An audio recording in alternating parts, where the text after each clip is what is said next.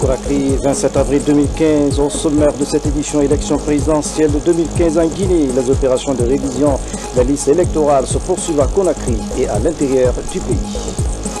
Le gouvernement s'active dans la construction des logements sociaux. 728 logements seront réalisés en faveur des enseignants sur le site de Keteya. C'est dans la préfecture de Dubrega. La technique d'application des données agricoles sur le web 2, la question vient de regrouper à Conakry les acteurs du monde agricole et de la communication. Mesdames et messieurs, bonsoir. Merci de votre attention et bienvenue dans cette édition qui s'ouvre sur ce message départ à son Excellence M. Faure Gnassingbé, président de la République togolaise Lomé. Excellence Monsieur le Président, la commémoration de la fête nationale de votre pays m'offre le grand plaisir d'adresser au peuple frère togolais, à son gouvernement et à vous personnellement les très vives et chaleureuses félicitations du peuple et du gouvernement guinéen ainsi que les miennes propres. En cette heureuse circonstance, je voudrais vous réaffirmer mon entière disponibilité à contribuer à la consolidation des excellentes relations d'amitié et de coopération existant si heureusement entre nos deux pays. En vous réitérant mes vœux de bonheur, de santé et de succès, je vous prie d'agréer, Excellence, Monsieur le Président et chers frères, l'assurance de ma très haute considération, signé Professeur Alpha Condé, Président de la République, chef de l'État, Conakry, le 27 avril 2015. Cet autre message à son Excellence Dr Ernest Bailly Koroma, Président de la République de Sierra Leone, Freetown. Excellence, Monsieur le Président et chers frères, à l'occasion de la célébration de la fête de l'indépendance de votre pays, il m'est particulièrement agréable de vous adresser au nom du peuple et du gouvernement guinéen mes très vives et chaleureuses félicitations. C'est aussi le moment pour moi de vous rassurer de ma ferme détermination d'œuvrer avec vous au renforcement des relations d'amitié, de fraternité et de coopération existant si heureusement entre la République sœur de Sierra Leone et la République de Guinée. Je vous prie d'agréer, Excellence, Monsieur le Président, l'expression renouvelée de ma très haute considération, signée Professeur Alpha Condé, chef de l'État. Message à son Excellence, Monsieur Jacob Zuma, Président de la République d'Afrique du Sud. Excellence, Monsieur le Président et chers frères, la célébration du jour de libération de votre pays m'offre l'heureuse occasion d'adresser au peuple, au gouvernement sud-africain et à vous personnellement mes sincères et chaleureuses félicitations ainsi que celles du peuple et du gouvernement guinéen. C'est le moment de rendre un hommage mérité aux dignes fils d'Afrique du Sud qui, sous la houlette de l'icône Nelson Mandela, ont consacré leur vie pour redonner au peuple sud-africain sa liberté et sa dignité. Je tiens à saisir cette opportunité pour vous réitérer ma ferme volonté d'œuvrer avec vous au renforcement, raffermissement et à l'élargissement des liens historiques d'amitié, de solidarité, de coopération unissant la République sœur d'Afrique du Sud et la République de Guinée. Veuillez agréer, Excellence, Monsieur le Président, mes vœux ardents de vigoureuse santé et de succès que je formule pour vous-même, ainsi que ceux de paix et de prospérité pour le peuple frère sud-africain. Très haute et fraternelle considération, Professeur Alpha Condé, Président de la République, chef de l'État. La CENI, dans les préparatifs de la présidentielle de 2015, les opérations de révision des listes électorales se poursuivent dans la commune de Matota-Conakry. Les opérations de saisie, les opérateurs de saisie et les membres de CAL sont mobilisés pour la réussite des opérations de révision qui dureront 40 jours. Makeme Bamba signe son reportage. Quelques jours après le lancement du processus révision des listes électorales, les opérateurs de saisie et les membres des CARL sont en action. Dans la commune de Matoto, les CARL 272, 273 et 277 de Simbaya, par exemple, ont retrouvé leur sérénité. À l'appel de la CENI, les opérations se déroulent normalement. C'est un enrôlement et une révision. Une révision pour une catégorie de citoyens, des gens qui se sont déplacés à l'intérieur d'un quartier, quitter un secteur pour un secteur. Des gens qui se sont déplacés à l'intérieur d'une commune, d'un quartier à un autre. Des gens qui se sont déplacés entre circonscriptions électorales. Parmi les nouveaux inscrits, Souleymane De Camara. Il vient d'avoir 18 ans pour la première fois et se fait enrôler. C'est la première fois que je viens m'enrôler. Bon, ça s'est bien passé. Quand je suis venu, ils m'ont enregistré et j'ai fait tic au tac. D'autres électeurs viennent se rassurer de leur présence sur la liste électorale. Il n'y a pas d'erreur. Tout est normal. J'ai retrouvé mon nom et la filiation, la date de naissance, je n'ai aucun problème. Je ne suis pas concerné par l'opération. Cette opération de révision des listes électorales permet aux électeurs d'être plus proches de leur bureau de vote, mais également enrôler ceux qui viennent d'atteindre l'âge de voter. Comment impliquer les femmes dans le processus du dialogue social en Guinée? La question était en débat à Conakry. La discussion a permis de montrer le rôle que doivent jouer les femmes pour le renforcement du tissu social. La rencontre a été initiée par le Haut Commissariat des Nations Unies aux droits de l'homme en collaboration avec le ministère de l'Action sociale. Diène Yassani. 3 jours de travaux d'échange d'expériences pour les représentantes des ONG féminines et associations sur l'implication des femmes dans le processus de la justice transitionnelle. Une initiative du Haut Commissariat des Nations Unies aux droits de l'homme afin d'inviter les femmes à accompagner le processus de réconciliation pour le bien-être de la Guinée et les Guinéens. Le but, c'est d'amorcer un processus inclusif.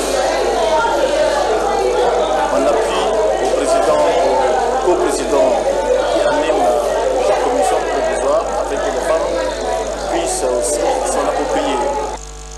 Les femmes étant le noyau central dans le domaine de la résolution des conflits, se disent prêtes pour cette lutte qui n'est autre que la réconciliation nationale. Mon souhait le plus ardent, que cela puisse être une réalité, pas un rêve. Parce que nous savons que les femmes guinéennes sont battantes. Elles sont toujours devant la scène. Et nous savons que aussi c'est la femme qui donne vie. Et je pense que la femme peut beaucoup. On a fait nos preuves. Il n'y a pas de raison que nous soyons relégués au second plan. Tout porte à croire qu'avec l'engagement des femmes à s'impliquer dans ce processus, les Guinéens seront davantage unis pour mieux construire la nation. Lancement à Conakry d'un projet stage tremplin. Il est initié par le ministère des Guinéens de l'étranger. Ce projet a pour objectif le retour et la réinsertion des jeunes diplômés de la diaspora. Fatima Touyalo, Saint-Martin reportage. Pour faciliter le retour des Guinéens de l'étranger, le projet Stage Tremplin met en place un dispositif d'aide à l'insertion socio-professionnelle des jeunes cadres. Le projet établit des liens entre les entreprises et la diaspora guinéenne. À la fin des études, ils sont diplômés, mais ils ont du mal à trouver du boulot parce que la condition sine qua non qui est très souvent posée par les entreprises, c'est avoir de l'expérience. Donc un nouveau sortant ne peut compter que sur son diplôme. Nous leur offrons un dispositif qui leur permet à la fois d'avoir des stages. Nous faisons les démarches pour eux de trouver les stages. Nous les mettons à leur disposition. Ils ont accès à ces stages et nous leur permettons d'accéder à ces stages dans un cadre sécurisé. Ils sont accompagnés. Les initiateurs de ce projet travaillent au rétablissement de la confiance entre l'État et sa diaspora. Le projet compte assurer l'évaluation des besoins de formation et de financement des projets porteurs de croissance. La diaspora doit être le moteur de développement de ce pays. Et à partir d'aujourd'hui, nous irons vers tous les partenaires au développement, toutes les entreprises, toutes les grandes sociétés, pour leur dire d'accepter d'avoir 1 ou 2 jeunes Guinéens qui étudient ailleurs pour faire leur stage. Nous avons été très longtemps témoins de ce que nous avons appelé la fuite de cerveau des cadres guinéens qui ont étudié à l'étranger ou qui ont étudié ici et qui ne trouvaient pas de l'emploi, qui partent à l'extérieur. On parlait de fuite de cerveau, mais on ne s'était pas contenté de chercher la solution. Je pense que ce projet est un début de solution pour permettre l'échange entre les Guinéens qui sont à l'extérieur et les Guinéens de l'intérieur. Ce projet est mis en place par l'État en réponse aux ambitions des jeunes de la diaspora, celle de revenir au bercail dans les conditions dignes pour contribuer au développement de leur pays. Je vous le disais en titre, l'État guinéen est attentif aux préoccupations des populations. Des actions sont en cours pour la construction des logements sociaux sur le site de Keteya, dans la préfecture de Dubreka. Le gouvernement va bientôt lancer les travaux de construction d'une cité de 16 immeubles, R+6 pour les enseignants. Voici le reportage signé de Rose Porchop. Sur ce site de Ketaya, dans la préfecture de Doubreka, seront construits les prochains jours 16 immeubles R+6, dont 768 logements sociaux. Les premiers bénéficiaires sont les enseignants, ensuite les particuliers. Ce projet est piloté par l'ONG ADASO en partenariat avec le gouvernement guinéen. Nous avons mixé le social et l'économique pour pouvoir réaliser ce projet économiquement. Il faut que ça soit économiquement viable. Donc ceux qui vont payer le projet en social, c'est tous les enseignants et tout ce qui va être dans l'administration, les fonctionnaires, parce que l'État a participé dans les exonérations, dans la mise à disposition du terrain. Donc c'est pour que nous puissions aider les fonctionnaires. Pour l'exécution des travaux, un appel d'offres a été lancé. À ce jour, 2 entreprises sont sur la liste. La société retenue devra exécuter et financer dans un premier temps 30% des travaux. Puis les 70% reviendront à l'ONG. La commission devant évaluer les dossiers des postulants à procéder au déploiement des prix. Et pour la première fois en Guinée, nous allons mettre le système de location-vente. Ça veut dire que nous allons remettre les gens vont prendre les clés, ils vont être dans les maisons qu'ils payent sur 15 ans. Et il y a un schéma financier qui est très important, qui a été élaboré avec nos partenaires financiers de l'extérieur et de l'intérieur, qui va donner ce résultat-là. Et ce n'est pas étonnant, nous pouvons le faire et nous allons le faire. Nous accueillons cette nouvelle avec beaucoup de fierté et beaucoup d'impatience. Parce que ça fait belle lurette que la commission travaille sur ce projet. Donc nous voulons enfin voir ce projet se réaliser. Le système location-vente est un système beaucoup développé dans les pays en voie de construction. Une façon de donner l'occasion à l'acheteur d'occuper l'appartement en attendant la fin du paiement total du prix de la concession. Dans l'actualité encore, une mission gouvernementale vient de séjourner à Sigiri pour voir et apprécier l'évolution des chantiers du 57e anniversaire de l'indépendance de notre pays. Selon le constat, les travaux avancent à la satisfaction des bénéficiaires. Je vous rappelle que les festivités du 2 octobre auront lieu cette année dans la région de Kankan. Voici le reportage de Moussa Mikini Mahawa Senghar. Travaux pour le 57e anniversaire de l'indépendance dans la région administrative de Kankan avancent à la satisfaction des populations. À Sigiring, les membres du gouvernement ont visité le chantier du palais de justice avant de se rendre au rond-point de Tigibiri dans la commune urbaine où ils ont procédé au lancement des travaux de bitumage de 16 km de la voirie urbaine. La délégation s'est ensuite rendue à Banko, une sous-préfecture qui fait frontière à la République du Mali. Ici, la route est très dégradée. Aujourd'hui, l'objectif fondamental de ce programme est l'amélioration des conditions de vie de toutes les populations guinéennes où qu'elles se trouvent. Dans ce cadre-là, et depuis plus de 30 ans, cette route de Banko à Sigiri n'a jamais bénéficié d'amélioration de la réhabilitation. Et le professeur Alpha Condé, président de la République de Guinée, qui est à l'écoute jour et nuit du peuple de Guinée, a donné des instructions nécessaires pour la réhabilitation de cette route. J'appartiens à un gouvernement de mission qui a été mis sur pied par le professeur Alpha Condé, rien que pour l'exécution des actions contenues dans ce programme. Sigiri est heureux, la population est contente. Elle remercie le président de la République pour tout ce qu'il vient de faire pour Sigiri.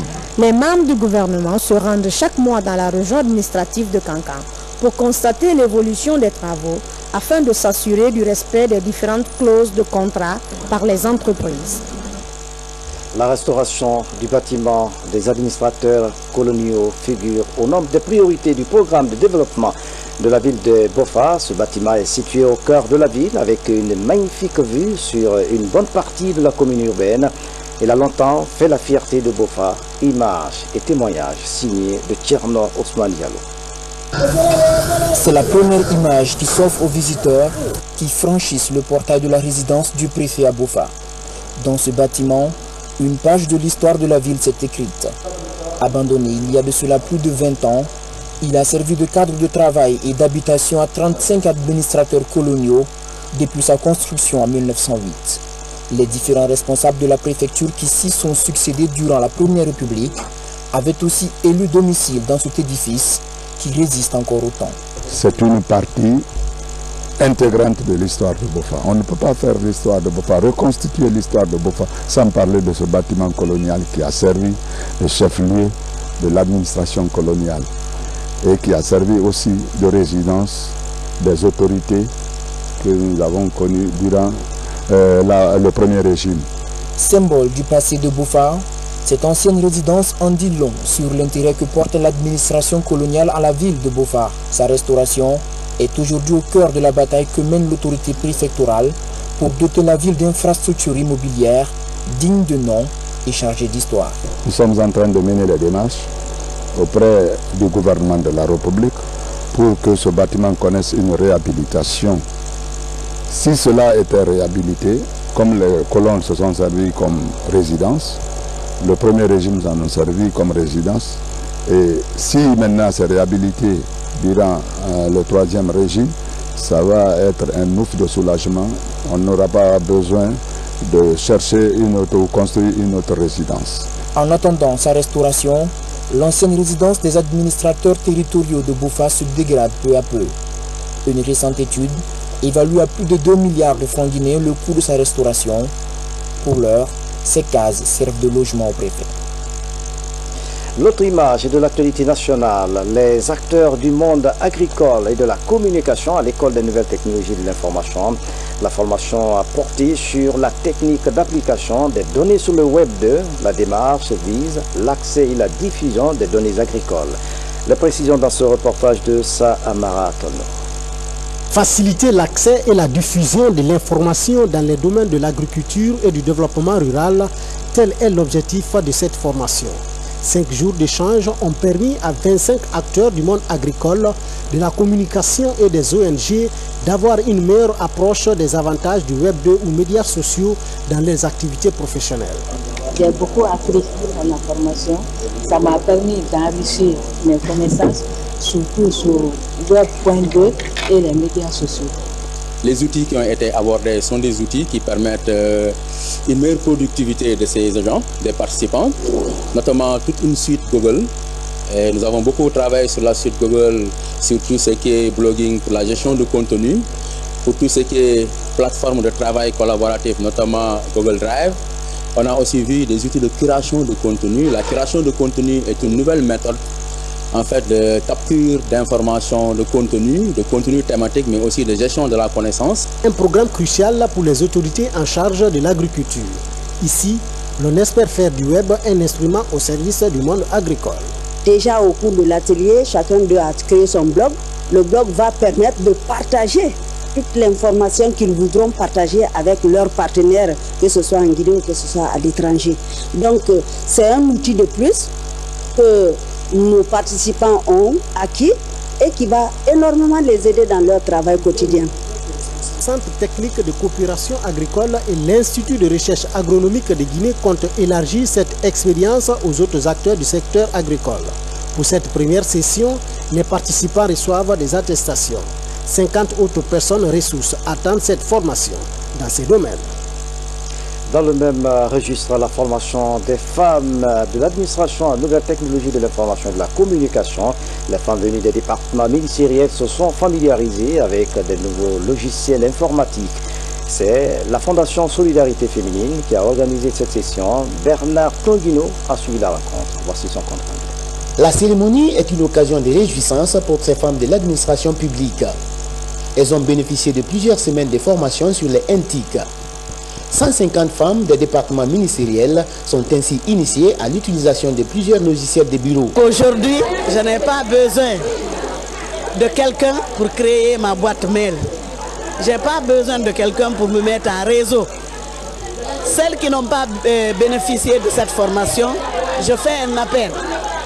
Je leur fais un appel d'apprendre l'outil informatique 1, de se connecter et de pouvoir créer un compte mail. Parce que sans cet outil informatique aujourd'hui, vous êtes une personne obsolète, vous n'êtes pas en mesure de vous connecter et d'être en réseau avec le monde. La formation est initiée par la Fondation Solidarité Féminine.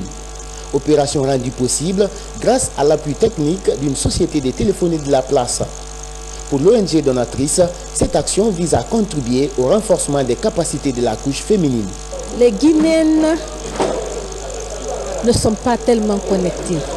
Donc nous avons monté ce projet au nom de la solidarité féminine. Nous sommes allés chercher les bailleurs pour l'exécuter, pour sa mise en œuvre.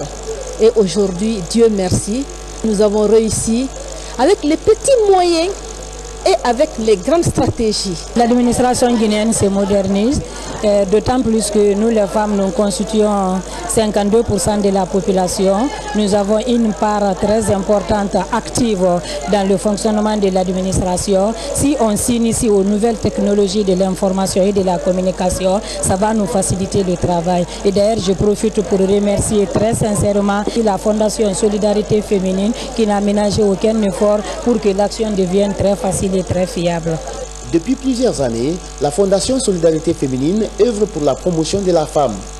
Au terme de cette formation sur les nouvelles technologies de l'information et de la communication, d'autres actions sont annoncées par l'ONG pour rendre plus compétitive la femme guinéenne.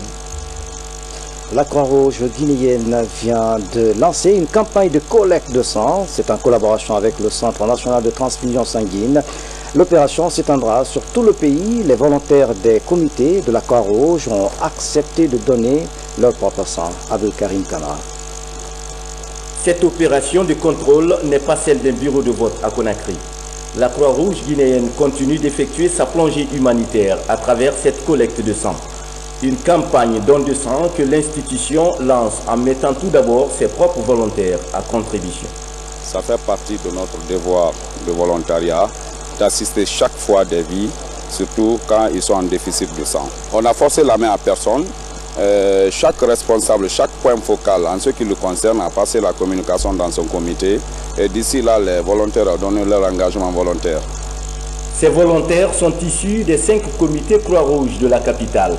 Ils sont 150 au total, soit 30 volontaires par comité à répondre au lancement de cette campagne don de sang.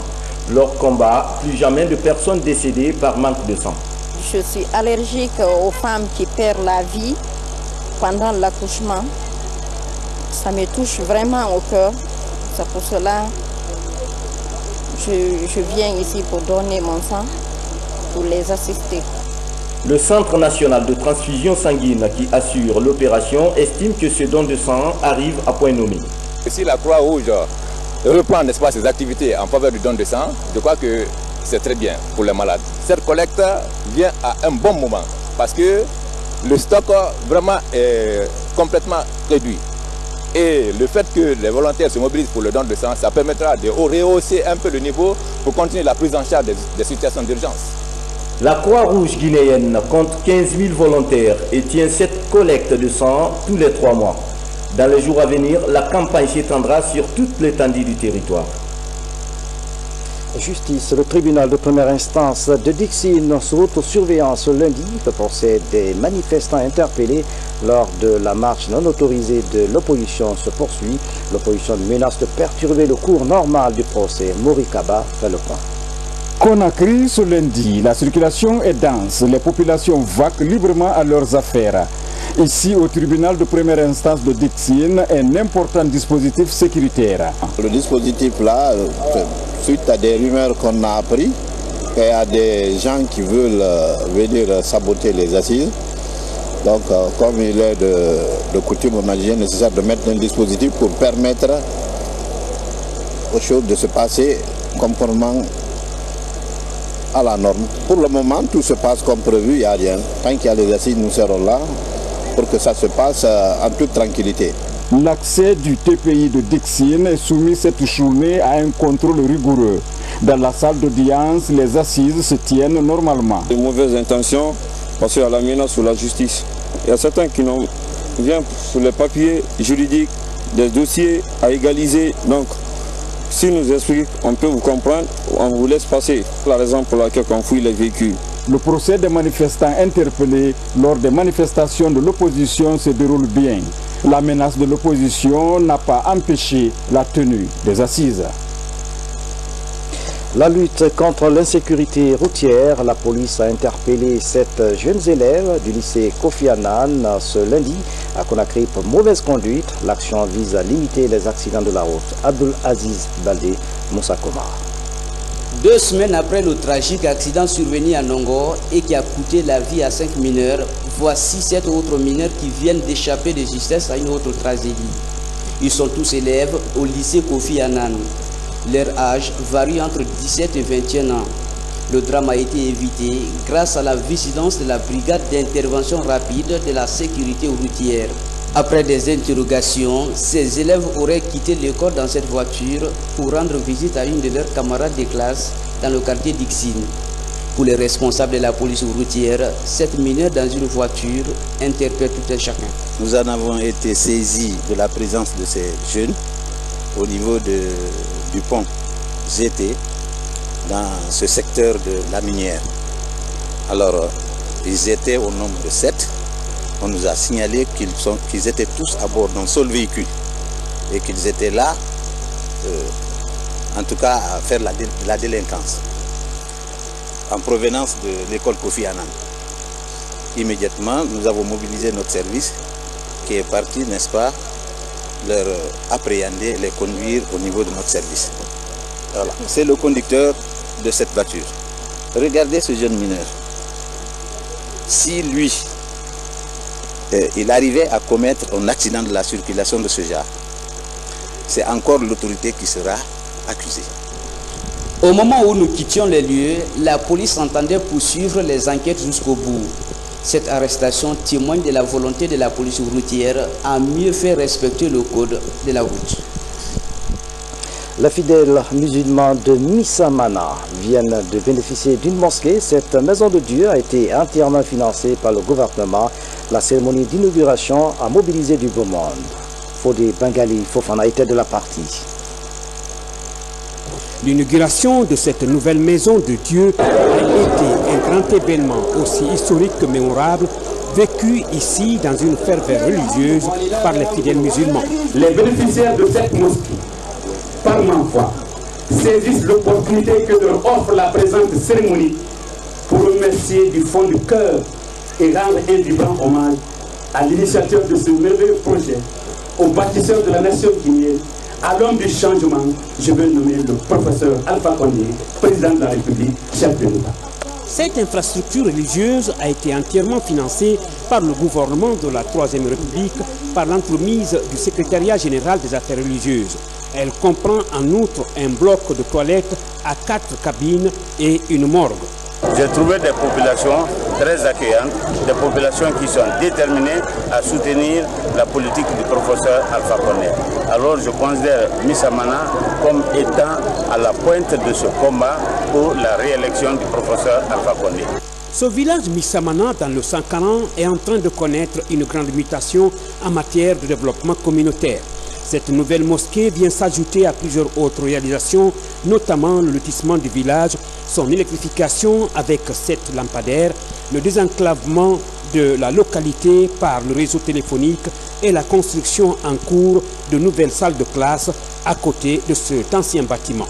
Toute une fierté. L'association des femmes engagées de Kankan implore la grâce divine pour qu'il repende sa miséricorde sur la Guinée.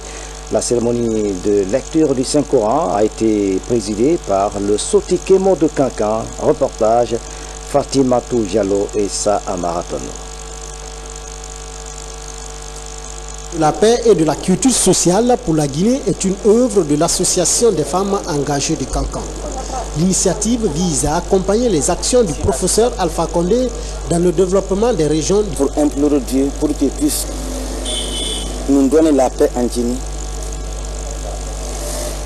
Entre nous les femmes, d'abord demander la bénédiction avant de démarrer quoi que ce soit. On va prier pour le pays, pour le président, pour qu'il ait la paix quand même dans son deuxième mandat. Voici le jus du fromager pour chercher la bénédiction auprès des sages. Nous faisons beaucoup d'activités au sein de notre ONG, comme l'extraction du beurre de karité à l'image des femmes du Sénégal. Certaines font la saponification. Cette cérémonie est mise à profit pour le lancement des activités de l'ONG. Le Sotikemo de Kankan a saisi l'occasion pour appeler les fils de la Guinée à œuvrer dans le sens de la paix afin de bâtir un pays uni et prospère. tout ce que je peux dire aux responsables guinéens, c'est de tout faire pour mettre l'intérêt national au-dessus de l'intérêt partisan, au-dessus de l'intérêt personnel, et de penser non seulement à nos jours, mais aussi à l'avenir. Créée depuis plus de 6 mois, la FEC compte une soixantaine de femmes. Elle entend multiplier ces genres d'actions pour que la Guinée traverse cette période de crise sans fausse note. Et puis, musique, avant de refermer cette édition, la 8e édition du Festival du Jazz s'ouvre demain mardi au Centre culturel franco-guinéen. Plusieurs artistes de renom seront au rendez-vous. Ce festival est organisé par Guinée et Jazz Festival Association. Nous y reviendrons. C'est la fin de cette édition à tous. Merci de nous avoir suivis. Excellente soirée. Où que vous soyez dans le monde. À demain.